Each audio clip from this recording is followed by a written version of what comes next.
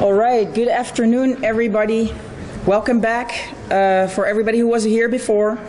And welcome to everybody who joined us now for the RTO.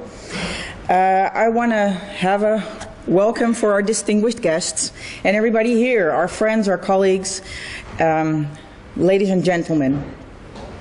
I want to start off with a thanks to all of you. Whether you know it or not, you place trust in me to participate in the organization of this event. And I especially want to say thanks to the people here, to Colonel Mark Coquel and his team and everybody he got me in contact with. And for starters, I want to ask you all to give a big hand to him and his team, because without them, I wouldn't be here. So please.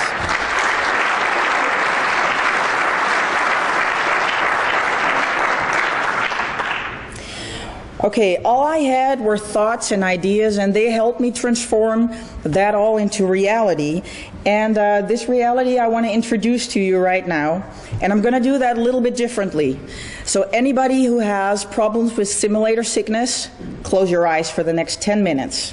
If you don't, just keep your eyes focused and see what happens to you. What I'm going to do is I'm going to try to give this activity some hands and feet, as we would say in the Netherlands. And the picture that was made by the team of Colonel Coquel is especially helpful in that, because as you can see, there are hands and feet. For starters, I'll introduce myself, if the system wants to work with me. And the one you're looking at is me. I'm Saskia Meerhoff. I'm a major, a flight surgeon with the Royal Netherlands Air Force. I work at the Center for Man in Aviation in Soesterberg, and I'm the deputy head of the Aerospace Medicine Department. So I'm not stationed here, as some of you might think. I'm far away, located in the Netherlands. So therefore, it's very important that I got the support back here from everybody who helped me.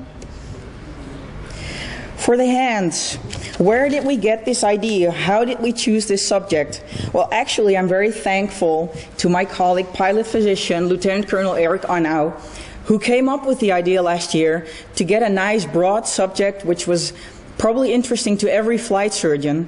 And he said, we have to do something with human performance enhancement. I thought, well, yeah, sure.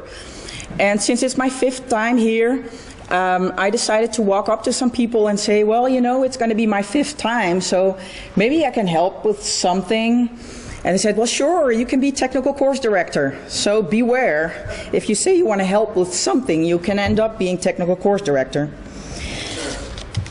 We kind of got the subject to be a little smaller than human performance enhancement, and we narrowed it down to aircrew performance enhancement, which of course is more of interest to the flight surgeons that I have in front of me here. Then my mentor, thank you very much, General Rodick, advised me to broaden it up a little bit again to aircrew performance enhancement and sustainment, because if we would only look at enhancement, that would nearly not cover everything that we have to think about.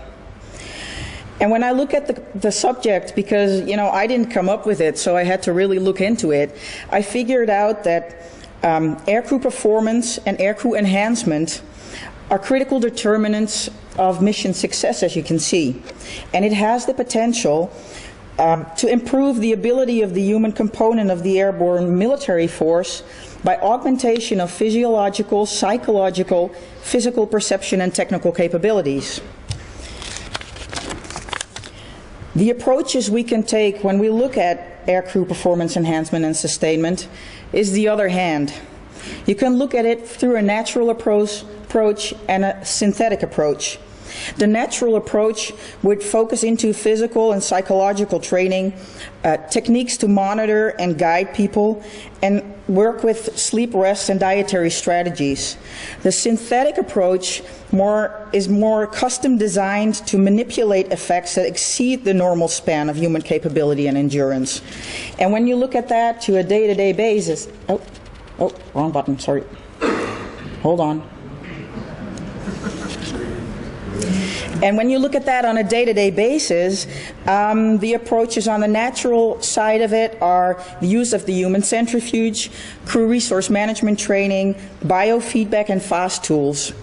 The synthetic approach, of course, the most common to think about is use of drugs, stimulants, and sleep enhancers, but also solutions to enhance the ability to acquire, synthesize, and utilize information to enhance situational awareness.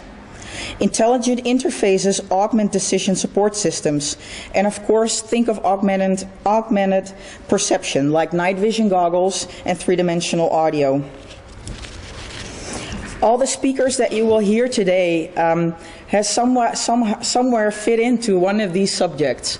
So try to find the link, and I bet that at the end of these 2 days we'll have covered everything.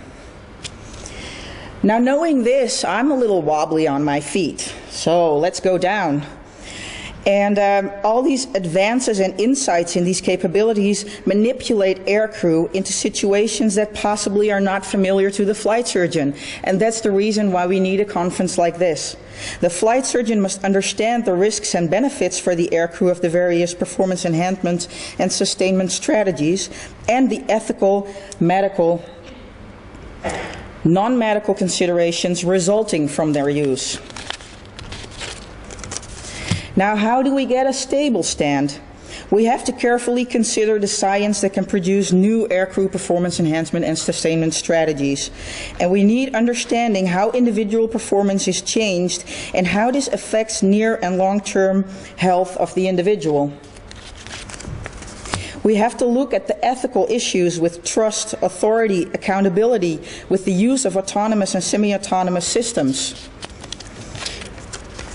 The public and individual perception of the appropriateness of the various approaches are legitimate concerns.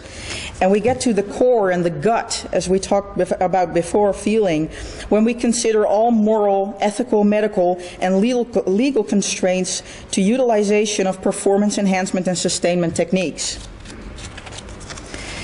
I am very pleased to have gathered and can now announce to you nearly 20 specialists who will inform you about aircrew performance enhancement and sustainment. And to do so, we tried to enhance this experience a little bit. I think my presentation might have opened some eyes here. This is not PowerPoint, as you might have seen. But we also introduced a voting system. Everybody who was here the first days of this week has noticed that we got the little white voting system cards. You will all get a voting system later on, because we're going to use that with every presentation so that we can get a full audience interaction with the presenters. And those questions will be concerning moral, ethical, and legal dilemmas.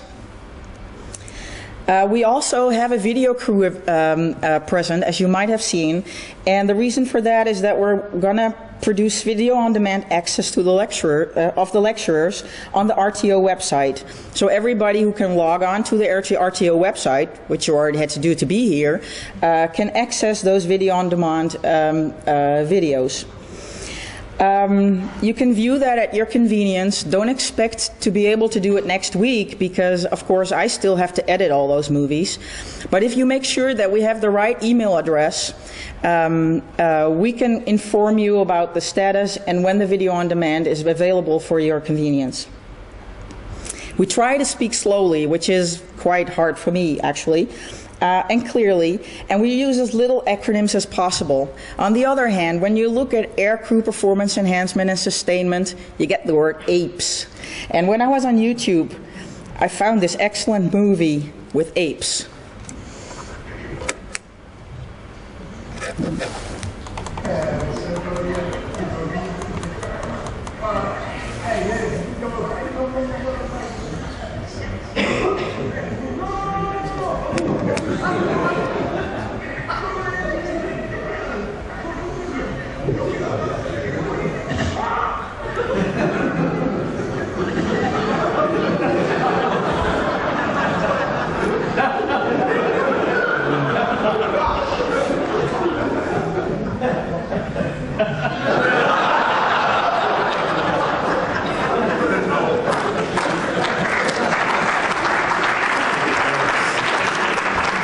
And there you have it, performance enhancement and situational awareness.